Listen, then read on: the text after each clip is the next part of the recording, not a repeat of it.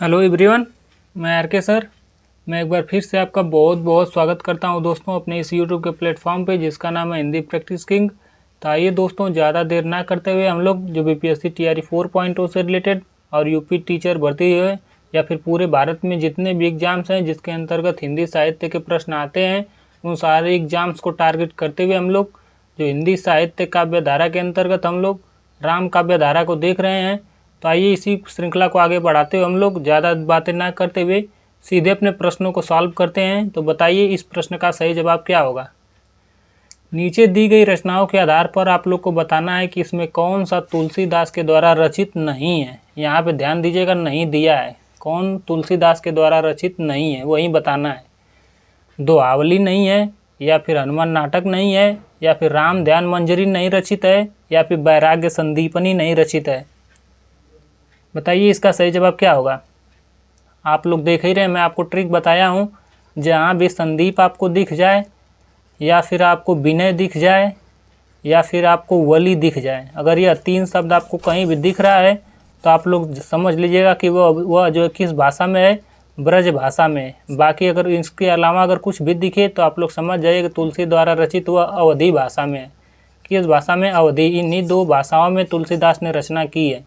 तो यहाँ पे देख रहे हैं, आपको ज्ञात होगा कि वली दिख रहा है, तो वली है, तो वली यहाँ पे भी है, यानी क्या है इसकी ब्रज भाषा। और किनके द्वारा रचित है? तुलसीदास जी के द्वारा। तो एक तो यह हो गई, लेकिन यहाँ पे नहीं दिया है।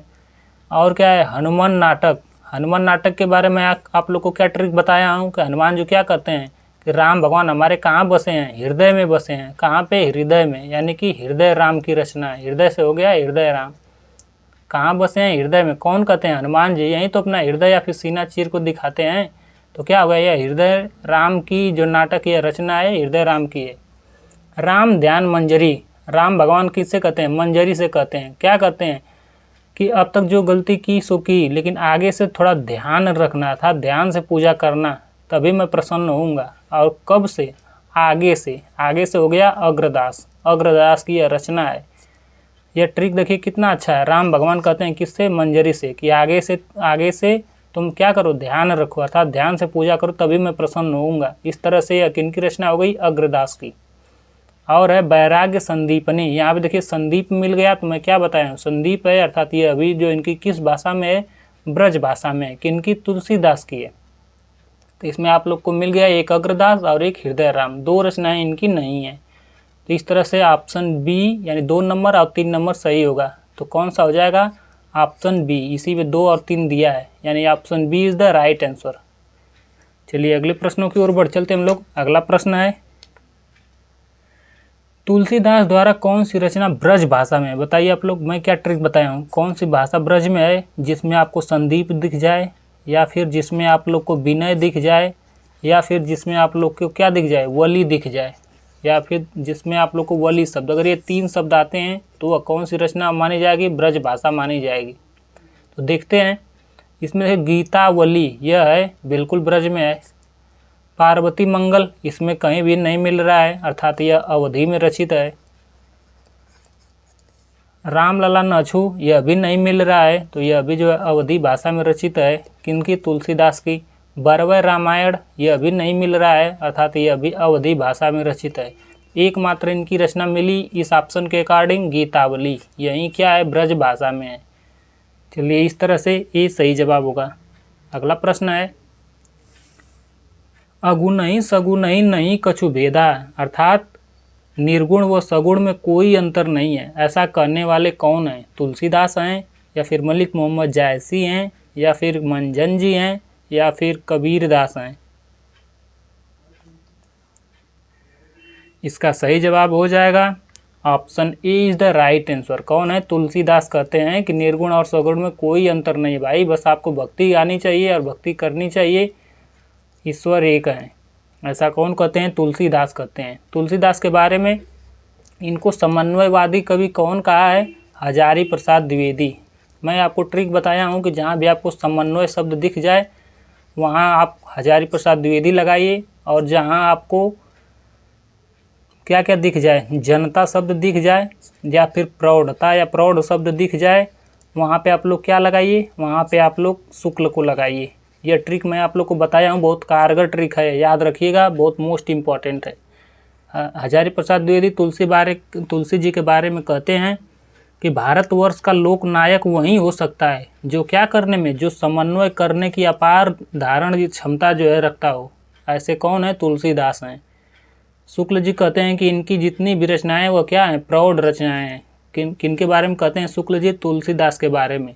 और जॉर्ज ग्रियर्सन इनको क्या कहते हैं कि जॉर्ज ग्रियर्सन के बारे में देख लेते हैं कि इन्होंने क्या कहे हैं तुलसीदास के बारे में।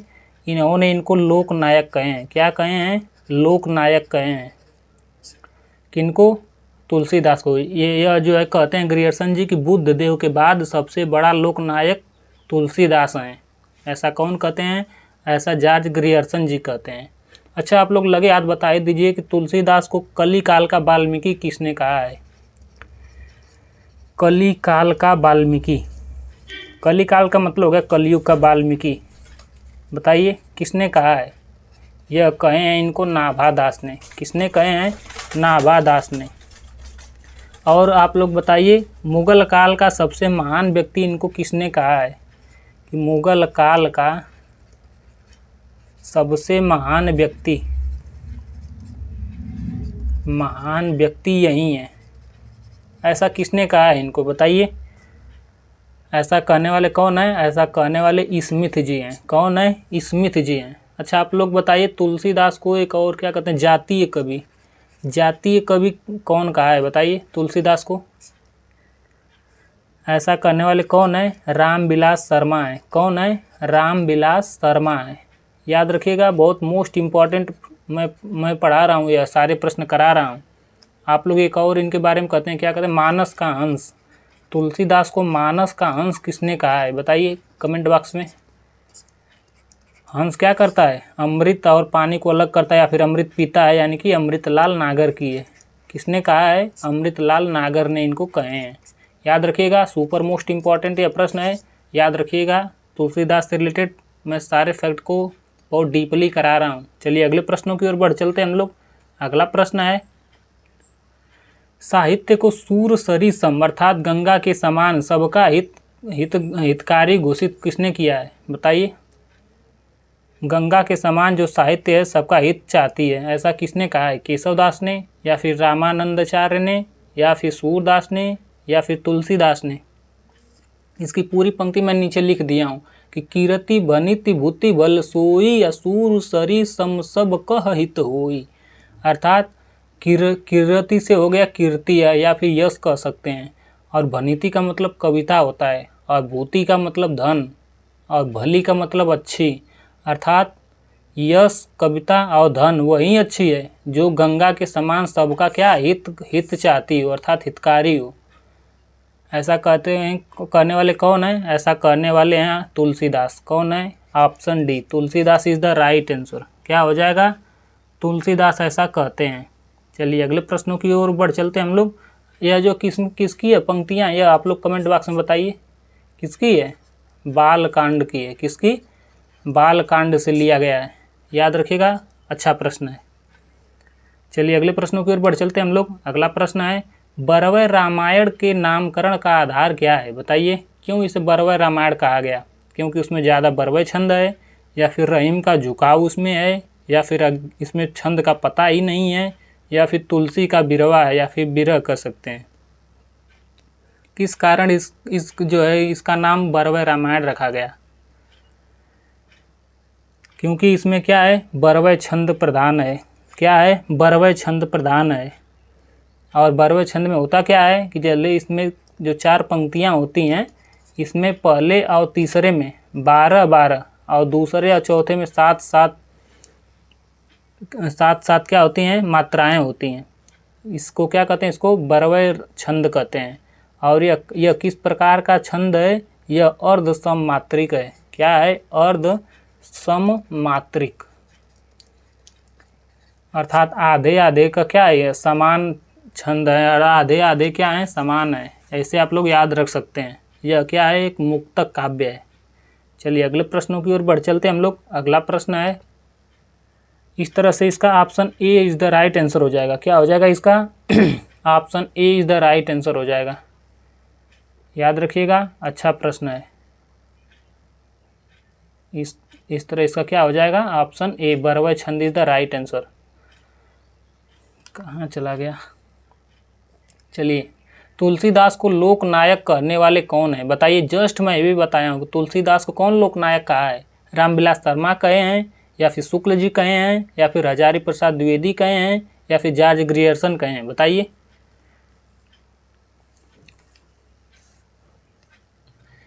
इसका सही जवाब हो जाएगा, कौन कहे हैं लोक नायक। बुद्ध देव के बाद ये सबसे बड़े क्या हैं, लोक नायक हैं।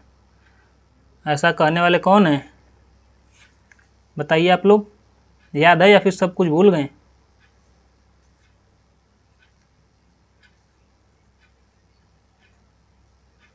इसका सही जवाब हो जाएगा जॉर्ज ग्रियर्सन। क्या हो जाएंगे, George Grierson is the right answer. क्या हो जाएंगे, George Grierson is the right answer. Nabha Das ने इनको क्या कहा है, कलिकाल का वाल्मीकि। और मुगल काल का सबसे महान व्यक्ति किसने कहा है, स्मिथ ने। और रामविलास शर्मा ने इनको क्या कहा है, जाति कवि।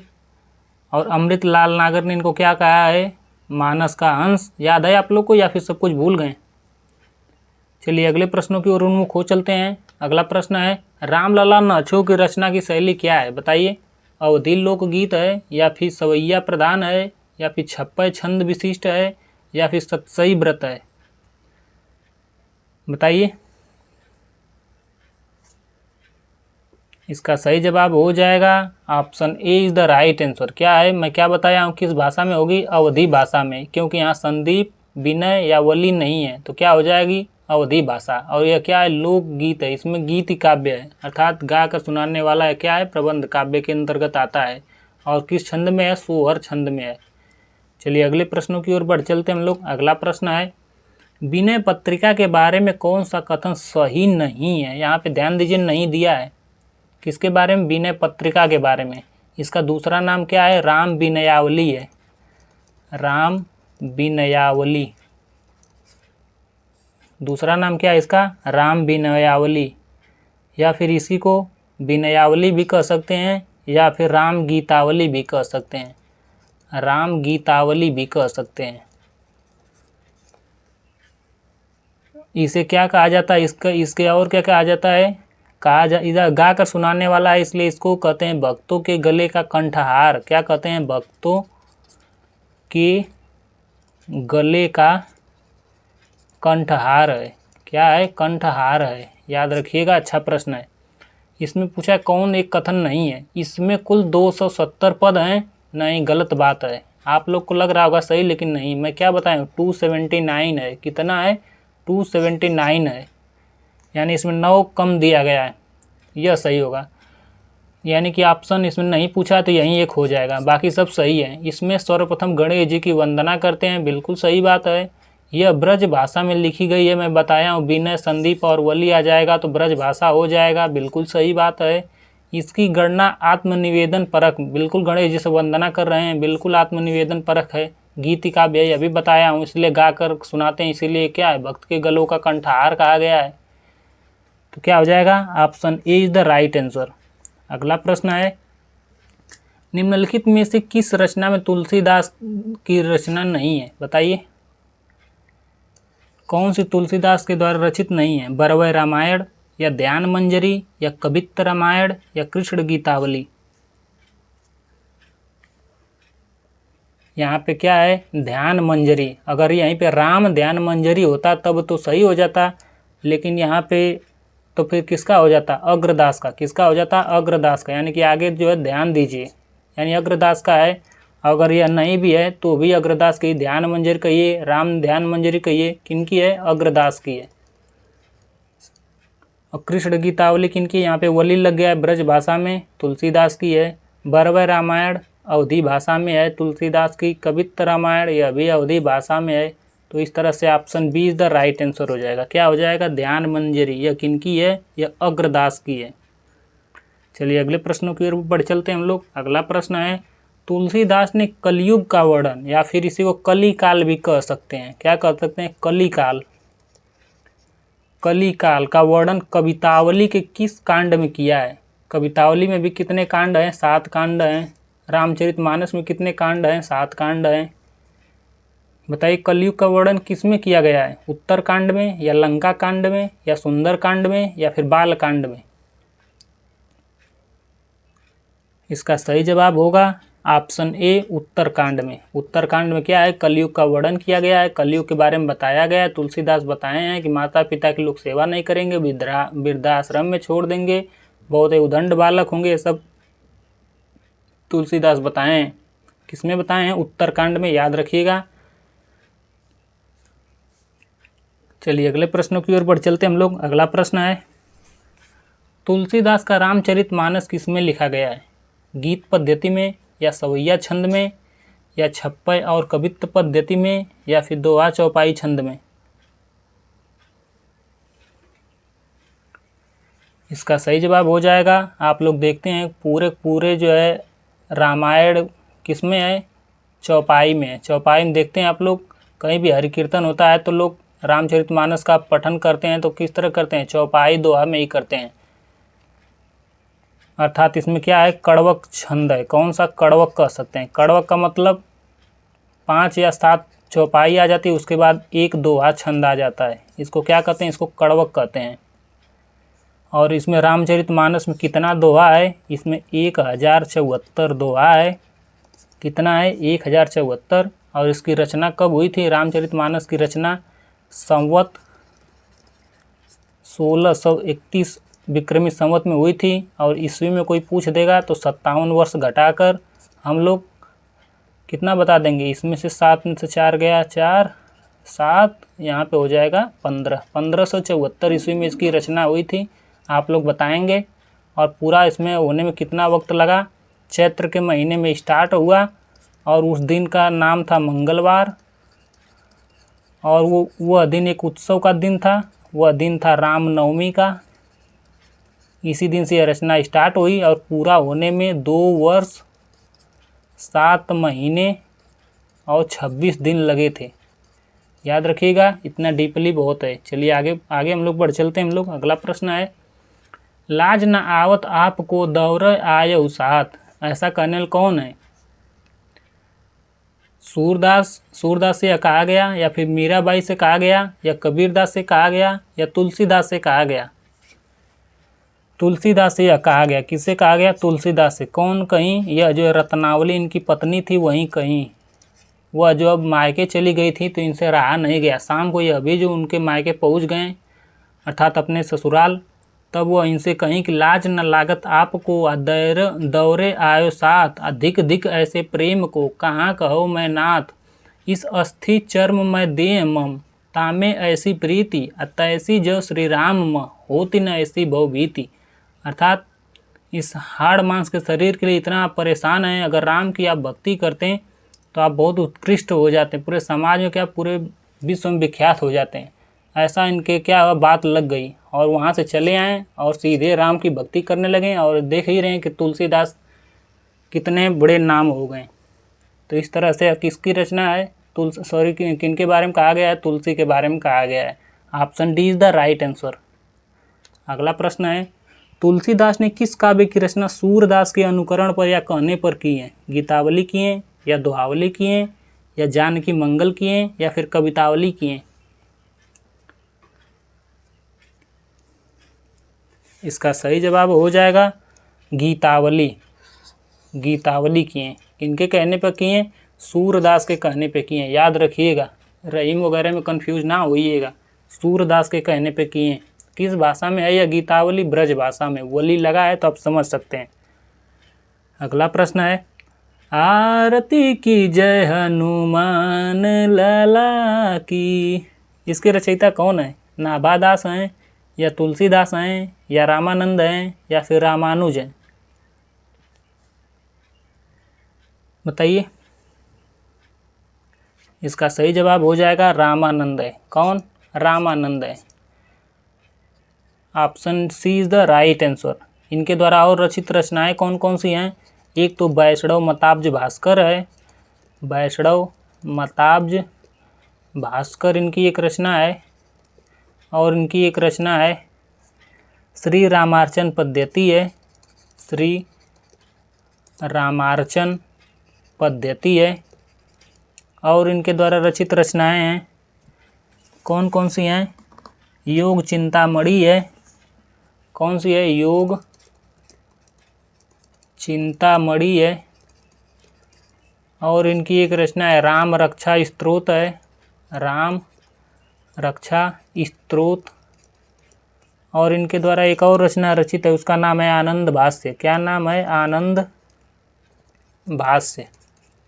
यह किनकी रचनाएं हैं? रामानंद की रचनाएं हैं। इनके गुरु कौन थे? रामानंद के गुरु, इनके गुरु थे राघवानंद। क्या नाम है? राघवानंद। हजारी प्रसाद इनको द्विवेदी ने इनको क्या कहे हैं? हजारी प्रसाद द्विवेदी ने इनको कहे हैं कि आप क्या हैं? आकाश धर्मा कवि हैं। क्या हैं? आकाश धर्मा कवि। दक्षिण भारत से उत्तर भारत में भक्ति लाने वाले कौन है? रामानंद हैं, याद रखिएगा। भक्ति दक्षिण भारत में उपजी लाए रामानंद, इनके बारे में उक्तियां हैं। चलिए आगे जैसे जैसे प्रश्न आते हैं मैं सारे डिटेल के साथ ऐसे ही करा दूंगा। चलिए अगला प्रश्न है, सुंदरकांड में प्रमुख पात्र कौन है? हनुमान जी हैं, या भरत जी हैं, या कैकेयी जी हैं, या फिर लक्ष्मण जी हैं?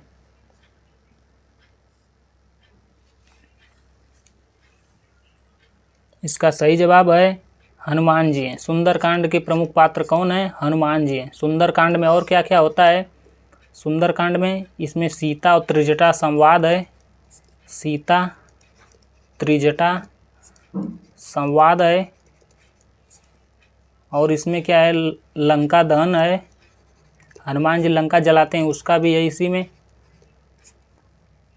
चलिए अगले प्रश्नों की ओर बढ़ चलते हैं हम लोग। अगला प्रश्न है, रामचरितमानस की भाषा क्या है? भोजपुरी है, या अवधी है, या ब्रज भाषा है, या फिर मैथिली है? बताइए इसका सही जवाब क्या होगा?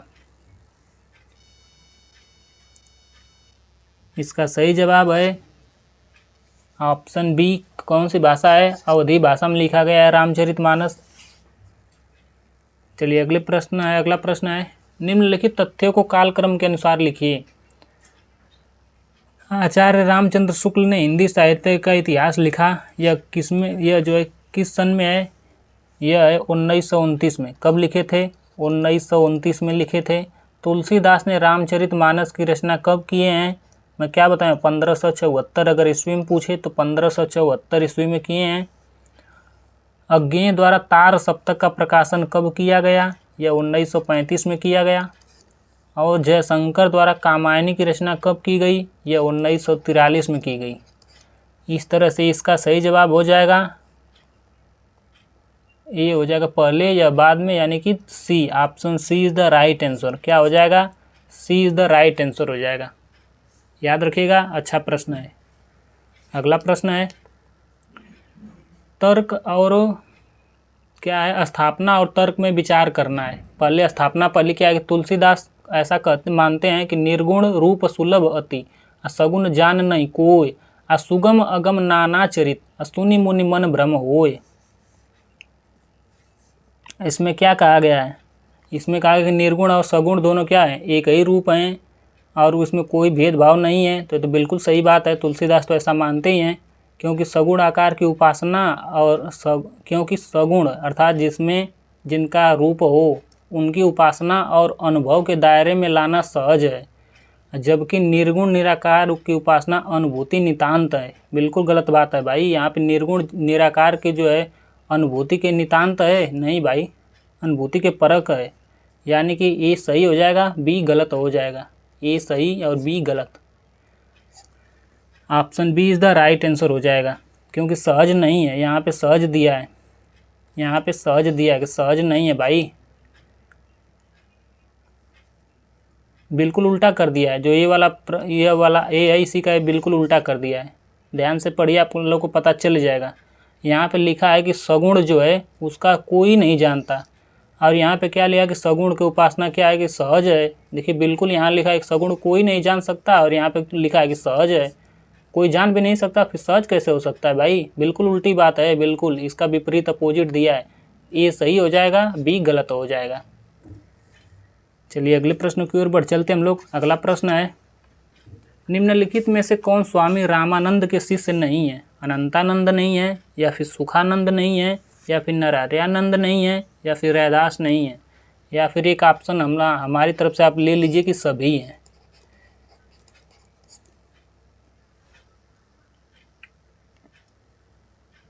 इसका सही जवाब हो जाएगा ऑप्शन ई, सभी हैं। रामानंद के कितने शिष्य हुए? 12 शिष्य हुए, जिसमें अनंतानंद, सुखानंद, नरहरियानंद और रैदास सभी हैं। कौन है? सभी हैं। अगला प्रश्न है, विनय पत्रिका के पदों में तुलसीदास भक्ति किस भाव की है? सख्य भाव की है, या फिर आत्म भाव की है, या फिर प्रेम भाव की है, या फिर दास्य भाव की है?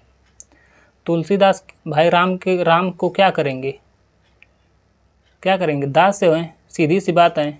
राम भगवान मैं आपका दास ही हूँ, मुझे स्वीकार कर लीजिए, ऐसा तुलसी जी कहते हैं। किस भाव से भक्ति किए हैं? दास्य भाव से भक्ति किए हैं। अगला प्रश्न है, आगे प्रश्न है, सूर तीय नर तीय नाग तीय सब चाहत असी होय, आ गोद लिए हुलसी फिरे, आ तुलसी सो सुत होय। यह पंक्तियाँ किनकी हैं? बताइए। यह पंक्तियाँ, पहली जो पंक्ति है यह तो तुलसीदास की पंक्ति है। किनकी हैं? तुलसीदास की। लेकिन दूसरी वाली पंक्ति जो है यह किनकी हैं? यह रहीम की हैं। किनकी हैं? रहीम दास की हैं।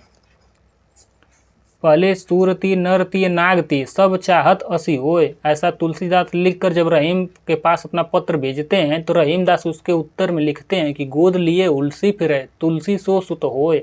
इसका मतलब आप लोग समझ रहे हैं। यहाँ लिखा है सूरती। सूरती का मतलब होता है देवताओं की पत्नियाँ। कौन? देवताओं की पत्नियाँ।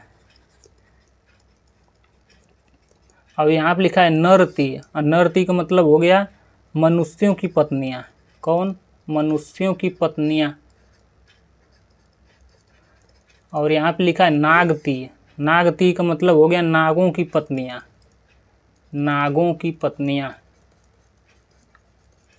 अर्थात देवताओं की पत्नियाँ, मनुष्यों की पत्नियाँ और नागों की पत्नियाँ सब लोग चाहती हैं कि हमें कैसा पुत्र प्राप्त हो? तुलसी के जैसा। कैसा पुत्र? तुलसी के जैसा। ऐसा लिख के कौन भेजें? तुलसीदास। किनको भेजें? रहीम दास को। तब रहीम दास ने इसके उत्तर में जब देखें कि ऐसा लिख दिए, इनके दोनों लोग बहुत अच्छे मित्र थे ना, तो ये रहीम दास कहें कि अच्छा ऐसी बात है, तब इन्होंने लिखा कि गोद लिए हुलसी फिरे, अर्थात जो गोद लिए हुलसी फिरे तुलसी सो सुत होए।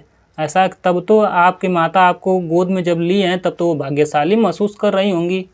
ऐसा कौन मजाक के? ऐसा रहीम दास जिनको लिखकर भेजें। तो इसका सही जवाब क्या हो जाएगा? इसमें पूछा गया है कि दोहा किस कवि का है? किस कवि का है पूछा गया है यहाँ पे। तो इसका सही जवाब क्या हो जाएगा? इसका रहीम का भी है और किसका है? तुलसीदास का भी है। तो क्या हो जाएगा? बी और सी दोनों, अर्थात एक ऑप्शन ई रख लीजिए जिसके अंतर्गत बी व सी रख लीजिए, यानी क्या हो जाएगा? Option E is the right answer. चलिए अगले प्रश्न की ओर बढ़ चलते हैं हम लोग। अगला प्रश्न है, तो साथियों आज के लिए बस इतना ही। कैसा लग रहा है सेशन और कैसे कैसे प्रश्न हैं? अच्छे प्रश्न मैं अपने जानने में बहुत अच्छे प्रश्न को लाया हूं। अगर आप लोग को अच्छे लग रहे हो तो लाइक करिए, शेयर करिए और सब्सक्राइब करना बिल्कुल ना भूलिए। तो आज के लिए आर के सर को इजाज़त दीजिए। धन्यवाद।